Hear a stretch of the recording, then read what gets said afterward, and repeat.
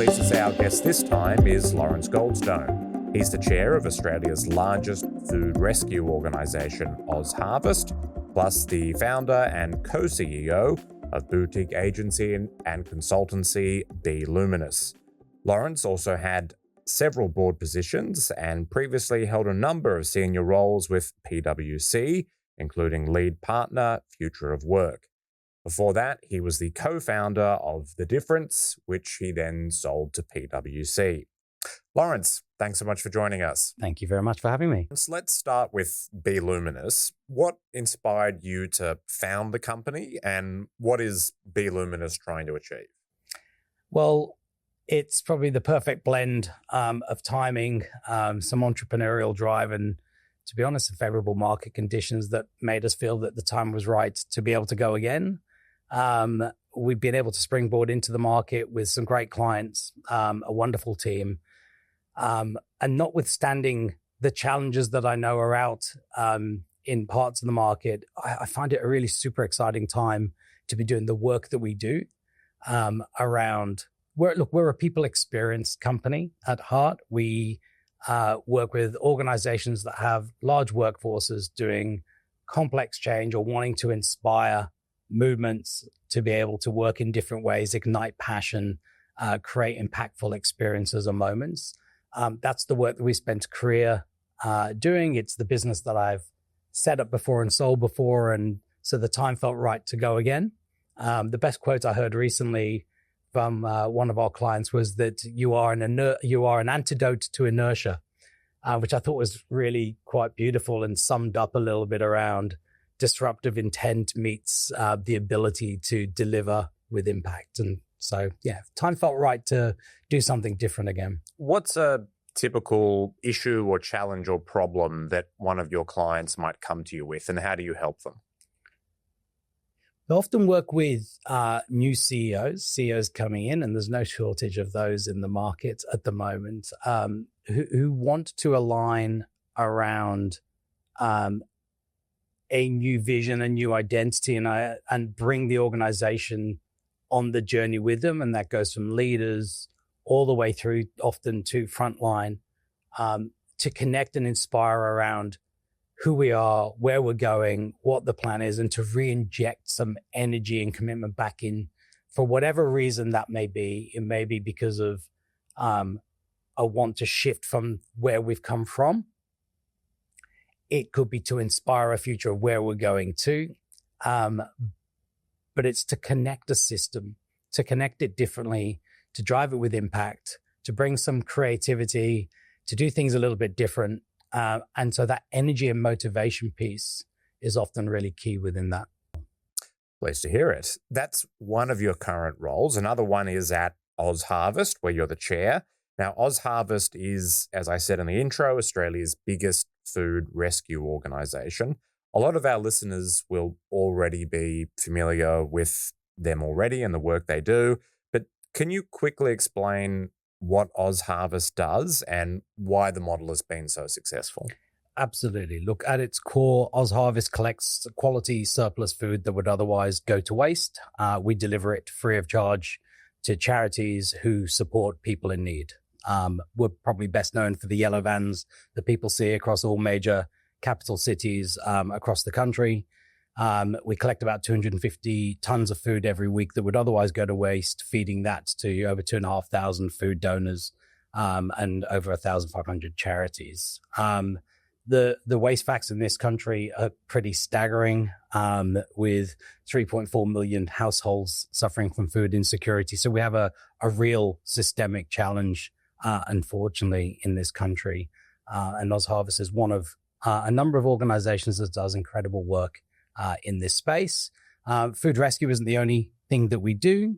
So around rescuing food is obviously the core. This is where the biggest impact comes from. But we also drive innovation programs.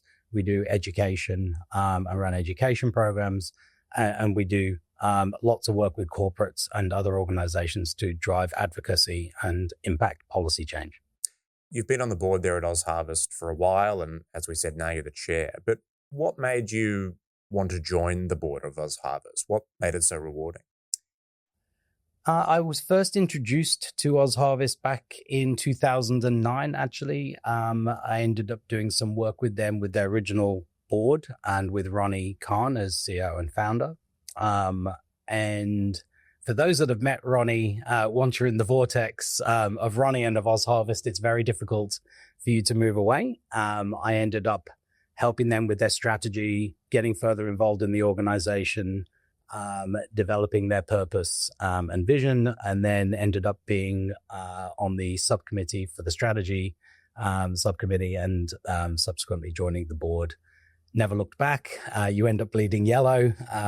It's a real privilege to be a part of an organization that drives such impact, that is so purpose-driven and mission aligned. Every single person that works for the organization, or the 3,000 incredible volunteers that give their time to the organization, the wonderful supporters that help us to do what we do. It really is an incredible force for good. And as I said, it's an absolute privilege to be involved and to be able to bring my skills and those of my network to play. You mentioned Ronnie Khan a moment ago, the OzHarvest founder. This has been a time of great change for OzHarvest because Ronnie is transitioning away from being CEO to another role of the organization. There's a new chief executive, James Goff. So how did you and the board work with Ronnie and work with James to ensure a successful and smooth CEO transition? Well, first off, it wasn't a quick conversation or something that happened overnight. This has been something that Ronnie and I have talked through for many years. Was actually one of the conversations we had when I was asked to take on the role of chair. We recently just celebrated our 20th year. Ronnie, that's 20 years having been a founder CEO. The organization has grown. And there's a lot more impact that we know that Ronnie wants to be able to drive and give. So the question was, how do we transition the organization to set itself up for the next 5 to 10 years whilst unleashing all the amazing impact, relationships, and energy that Ronnie has to still drive change in this space? And so, yes, as you said, we brought in a new CEO in James Goff, who is a wonderful addition to the team, whilst moving and transitioning Ronnie into a wonderfully titled role of visionary in residence, which allows her to still be the heartbeat culturally of the organization and a visionary for change in the sector and in the space. We may touch on a little bit later, but we also, over the past 5 years or so, have been playing with an innovation model around OzHarvest Ventures, which is how do we disrupt our own innovation model and create new sustainable sources of revenue outside of our traditional core supporters. And this allows Ronnie also to lean more into the innovation space with different resources and ability to affect and impact change. Let's just stick with Ronnie and the board's relationship with her for a moment. Ronnie is extremely well known by many Australians. She's certainly identified with OzHarvest. Working with a founder can be challenging for many boards, whether it's a for-profit enterprise or an NFP. But OzHarvest seems to have had a very successful relationship with the founder and the board. So what advice would you have, what guidance would you have for other directors who are looking to also have that successful collaborative relationship with a founder? I don't think it's rocket science, Bennett. I think it comes down to core principles of a strong and respectful relationship built on trust, respect, and a healthy tension and ability to have good, challenging conversations when they arise. For any chair who is working with a CEO founder, I think empathy is a really big component of understanding where they're coming from, the business that they've built and that they've put all of their time into, balanced with the role of the board and why we have a board, especially in the not-for-profit space, probably more so given many founder-led organizations. we're all going to have to move through things like CEO succession planning and planning for the next period after. Doing it with, not to, is by far the most important way of approaching CEO succession. Being able to do it in a caring way, in a way that's authentic, that's open with the organization, with the individual, has what set us up for success. But I've had a wonderful relationship with Ronnie all the way through. There are times that we disagree, but in a very healthy way. We speak often across many different things when she was CEO, and I do so with James now and Ronnie in her new role. And it's a wonderful relationship. I think maybe it is the best of all worlds, where we have now a CEO, a visionary in residence, and a chair that all have slightly different perspectives, but all mission aligned to what it is that we're looking to create together. That CEO succession and leadership transition is a big issue for the board to deal with, but I'm sure it's not the only one. What are some other opportunities and challenges that the OzHarvest board is grappling with right now? Sadly, in a country that has so much abundance and supply, our biggest opportunity is scale. Food waste in Australia is a $36 billion problem, as I said before, with 3.4 million households experiencing food insecurity. So we're only scratching the surface. The need is sadly growing faster than our capacity and that of other organizations in this space being able to offer support. So how we scale our impact, whether that's through better use of technology, connecting different parts of the ecosystem together, collaborating differently into new regions and sectors, that's a huge part. Scale, as you can imagine, for an organization like ours, leaning into the impact of the size of problem that we have. Sustainability is also a huge challenge, not just environmental, but financial. As we grow, we need to ensure our funding models can keep pace. That's why I mentioned before we set up the ventures business to disrupt our own funding sources, to play longer term rather than just the short term in year. How do we hit our numbers, but to really look across the Horizon 2 and Horizon 3 around how do we build long-term sustainable new revenue streams that allow us to be able to drive the impact that we know is so desperately needed. You talked about financial issues at OzHarvest. How does the board balance that? There's obviously, it's been a complex time for the economy over the last 5 years. Government funding, private donations, all those things have been under pressure.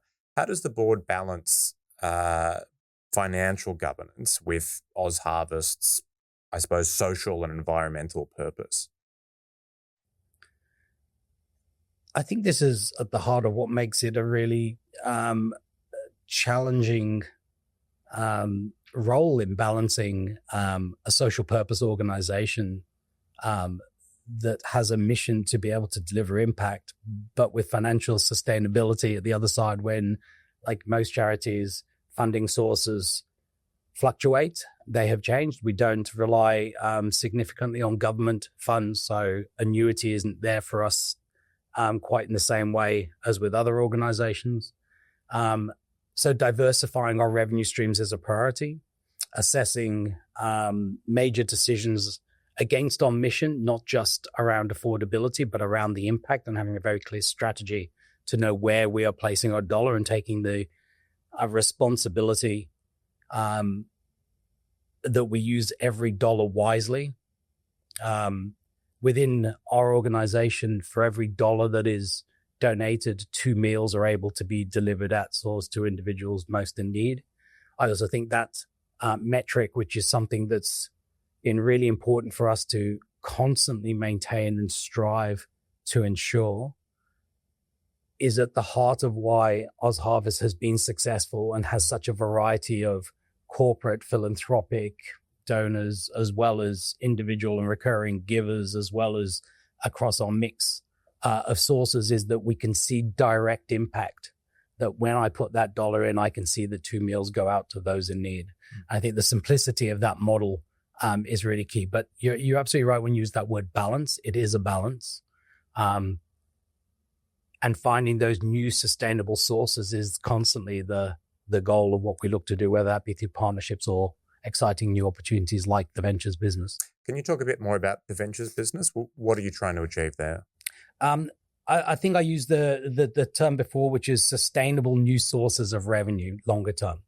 So it is set up as a separate entity. It is mission aligned, but it is a separate organization, separate structure that is set up to create new opportunities that disrupt food supply chains or invest in new technologies, ultimately that will create products or create relationships or create impact and allow us to take new revenue streams from the ventures business back over to OzHarvest. An example of that, we have a number of products that we've used waste ingredients to create, a lemonade, a conscious drink in partnership with wonderful Kakadu Kitchen. And these products are available for consumer purchase, and we'd look to expand that range. We recently also acquired a wonderful high-end corporate catering business by the name of Gastronomy. Plug out for anyone who wants a new mission, social purpose aligned corporate caterer that offers the very, very best service, creativity, and product and core catering, but with a socially aligned purpose that knows that all profits from that organization go back into an organization like OzHarvest. So disrupting the traditional product with purpose decisioning, certainly into the corporate space, is something that we'd like to be able to do a little bit more of. Let's move away from OzHarvest. You used that word disrupting a moment ago. Disruption, innovation, that's an area that you've been very passionate about. You've worked on disruption for a long time. What do you think are some entrenched systems, especially in corporate Australia, that you think need a fundamental rethink, that need a disruption? I've had the absolute privilege to have a career that spans multiple countries, varying different industries and organizations. So take this as an amalgamation of some of those learnings. The entrenched way that we still drive, I think, in some old-fashioned, almost institutional methods of engagement and communication within organizations still amazes me. The lack of investment in how we engage people, our most important asset most of the time inside major organizations. How we approach skilling, reskilling, and capability building, specifically around what I would call the soft skills or human skills, those core skills, not the technical ones, that allow individuals to thrive, not later in career, where they become the domain often of the senior executive, but early in career, where we really set people up for the next decades of their corporate work life. And that investment in those human skills around resilience, capability, creativity, problem solving, looking after yourself to get the best out of your body and mind, not just to be able to get and deliver the best within work. And I think our workspaces, I think the places in which we work, hot topic for the last few years, of course, certainly needs a little bit of a rethink, not wanting to get anywhere near the work from home debate, but the intentional design, both in how, where, and when we work, is certainly one that I think has some opportunities within it to still get right. And I think we're still learning what that looks like at the moment. I'll try to pin you down on a few of those, including work from home. The first issue you mentioned was communication, the way organizations communicate internally. What are they getting wrong and how do they fix it? We still tend to be very driven by channel push, email and web-based techniques, yet in our own worlds, we are consumed with media in a very different way. And so have we been a bit slow in our organization, sometimes a little bit slow to adopt and to find new ways to drive engagement, to be able to bring people on the journey, sometimes slow down to speed up. I definitely think there are opportunities there in the way that we communicate. and engage.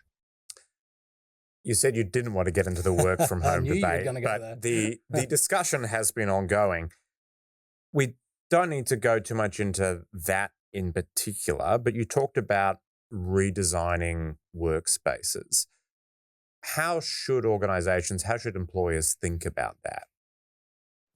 I will probably preface this with, I don't think there has ever been a more complex time for leaders, managers, leaders, those in positions of responsibility to have to deal with the modern workforce, both in the hybrid conversation, remote, well-being, performance, productivity, matched with still being able to deliver your own work quite often and looking after yourself and trying to balance the amount of hours in the day. I think it is complex, very, very complex. There's no one size fits all to this. Those that I've seen get it right, understand what it is that they do, understand the people that they have and how best to get productive work. This isn't a new debate. That's the other thing, that it's come to the fore very much in a post-pandemic world where the pendulum swung massively towards a new and a different way of working. Obviously, when we all had to, not all, those in knowledge worker-based businesses certainly changed quite quickly their ways of working, and it's retreating back at the moment. And so this debate about days in, days out, where culture is best built, really depends on the organization that you're in. There are fabulous examples of distributed work groups that work in multinational environments that have really strong cultures, very aligned to purpose, and work exceptionally well. I don't think there is anything around a one-size-fits-all model other than the premise of what's right for the organization. I do believe that collaboration, connectivity, the unexpected conversations definitely happen best in a face-to-face environment. I'm absolutely a proponent of that. Does that have to happen 5 days a week? Of course it doesn't. It never used to. And so dictating that, I'm not a fan of. However, creating intentional opportunities for people to collaborate, to connect, to engage, to have social cohesion, the intentional design of those is what feels like it's sometimes missing. And what I mean by the intentional design is creating moments whereby we cultivate things that need to happen together rather than relying on them to just happen. What's the role of the board in designing that system of work? Should the board be involved in that, or is it best led to management? I think ultimately it's best left to management, but boards have a role to play in ensuring that the conversations that need to happen are happening, that we are not just retreating, that we're using the data available to us, and that we're stretching our thinking and bringing in new perspectives and being able to challenge that back. I think there is a strong role for the board, obviously, within bringing diverse perspectives and new perspectives and challenge, especially where we don't see change and the data is screaming out that change is required. What sort of data, what sort of metrics should boards be looking at on both ways of work and also on culture more broadly? It's a very hard one to answer. Sure, I could phrase it differently. No, it's not the phraseology. There are a number of traditional data sources available that boards should be looking at and will be looking at, whether they be engagement, whether they be culture, whether they be absenteeism. There are a number of sources of data that for sure will be reported on. I think the question is more around creating opportunities to explore what else can be done and what isn't being reported. I am not a fan of the surveillance state that we find ourselves sort of moving towards, and the using technology to manage productivity and performance.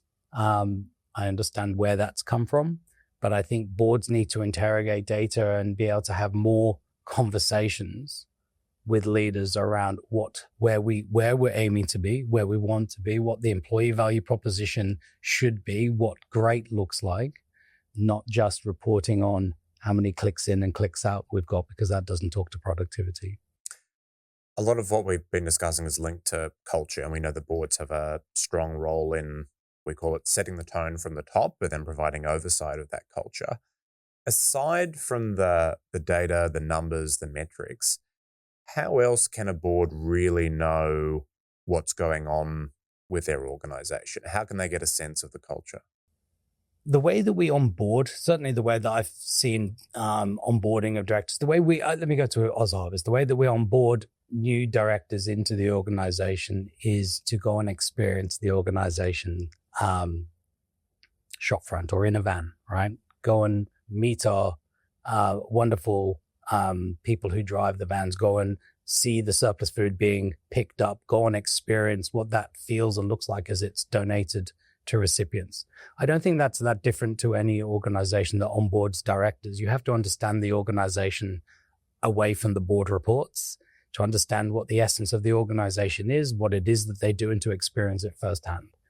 Through those conversations, I think you'll get a better view as to the essence and that sort of the intangibles that don't come through necessarily as we're reporting up aggregated information. Conversations are always going to be the key into that, being able to bring those diverse perspectives from across the organization, from other industries, and bring new perspectives to the boardroom. That is absolutely one other way of being able to build curiosity, to be able to consider new models, and to be able to have the right conversations. I want to move to, I guess, strategy now in the boardroom. Boards have a key role in promoting innovation and growth at their organizations. How do you think boards can best create the conditions for innovation and foster growth? I think you mentioned it before, that boards set the mindset away from traditional governance approaches for innovation. Psychological safety and the ability to be able to have good conversations and be able to create and foster an environment that allows conversations around innovation to take place. I think it's not enough to say innovation is important. It's about dedicating resources to it and being able to support that.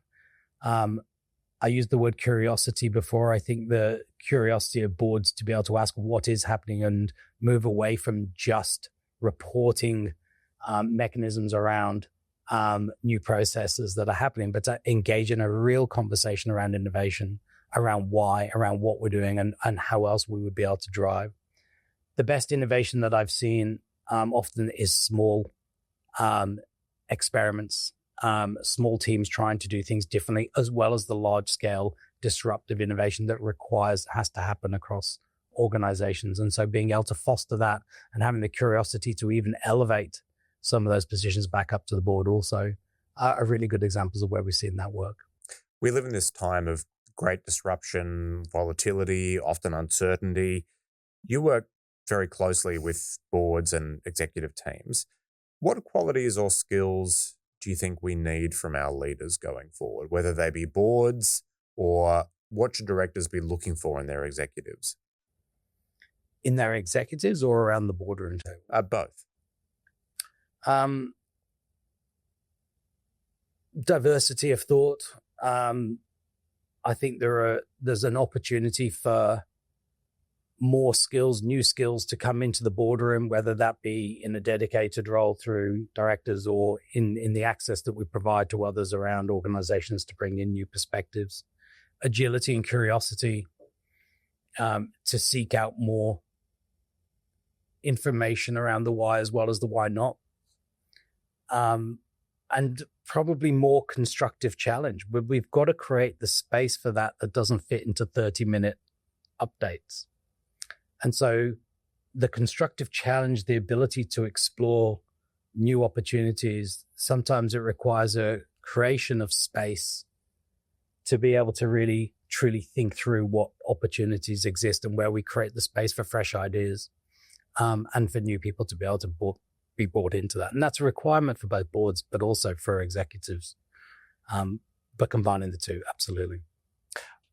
I want to end with a few questions on transformations, because you've helped a lot of organizations go through successful transformations.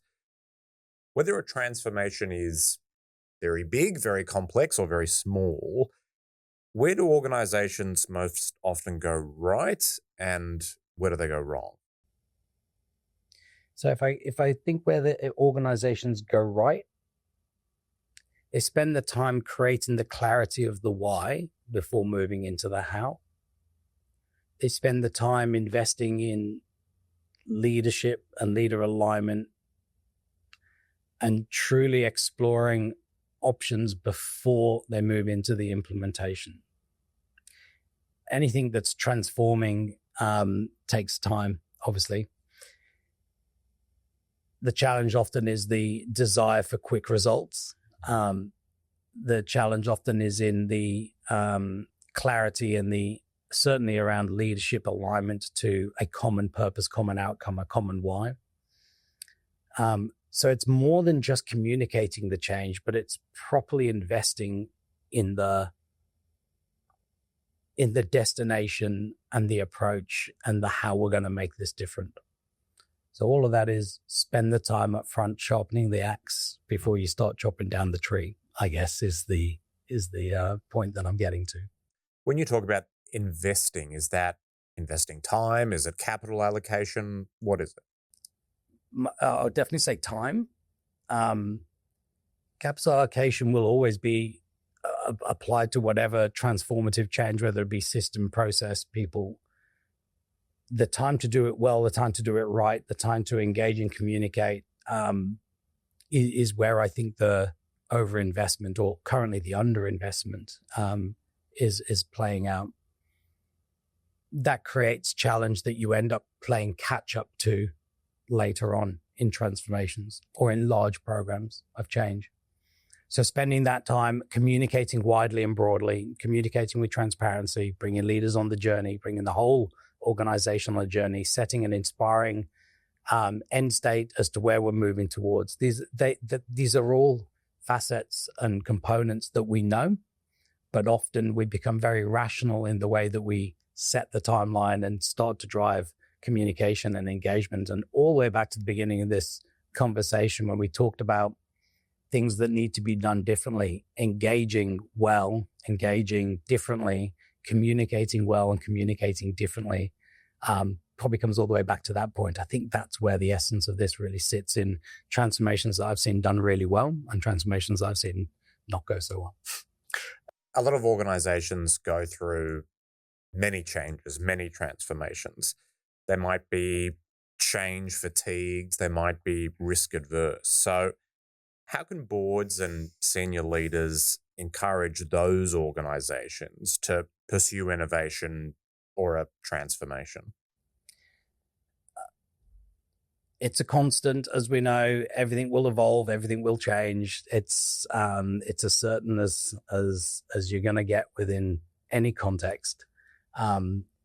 Yes, change fatigue, because the pace of change has never been as great as it is today, and will only get faster and quicker. And I would say that for those that doesn't mean you turn off the tap. It just means you need to think of different ways of approaching. If I think about innovation before, the scaffolding of establishing small spaces for experimentation and being able to create the capacity to enable small groups to really tackle a system before expanding that out and sharing those learnings is one way of ensuring that an organization's still got the heartbeat of driving change and innovation whilst not looking to do any more that adds to the whole. I think there's also an overuse of the word change fatigue. I think we may be fatigued in this because we keep doing it in the same way and expecting different results. I do think there is a need for a more exciting, inspiring, creative way of being able to bring our employee bases on the journey with us and to be a part of it, not just as a consumer, but a true producer. The ability to get our fingerprints as individuals in a company into designing and having a say in where we're heading to sometimes is missed. We may rely on smaller groups or decisions made by smaller committees before believing that we have the right answer, and not necessarily spending the time well early on to engage more broadly and in a different way. Sometimes a transformation or a change won't be successful, or at least not straight away. When is the right time to pause or even stop a transformation? What sort of warning signs should a board be looking for? Well, when your scorecard's flashing ambers and reds, I think you'll pretty much know. Look, warning signs. If you're close enough, and I imagine most transformations are, and most obviously we report, and any board will take reporting metrics as the signals. But by the time it's reported up, I would say you already missed the weak signals that are coming through. Getting close to the ground and getting the real information through is the key to ensuring that there's no just sort of blind optimism to continuing. But if you're talking about big transformations, they're multi-year, they're multifaceted. Being able to have the right conversations with the right people at the right time consistently, being able to have a good space for real, to be able to really pull apart what is happening, what isn't going well, and not leaving it till the end. So really good principles and processes are always going to be key to that. Where the board comes into that, I think, again, is back to the curiosity to ask the right questions, to interrogate the data in the right ways, and to be able to bring different people into the boardroom, to be able to share the conversations, and to be able to have time to be able to have the right discussion, and time to be able to put the right checks and balances in place. Lawrence, we'll wrap things there, but you've had some great advice, some great insights. So thanks so much for talking with us. Thank you very much.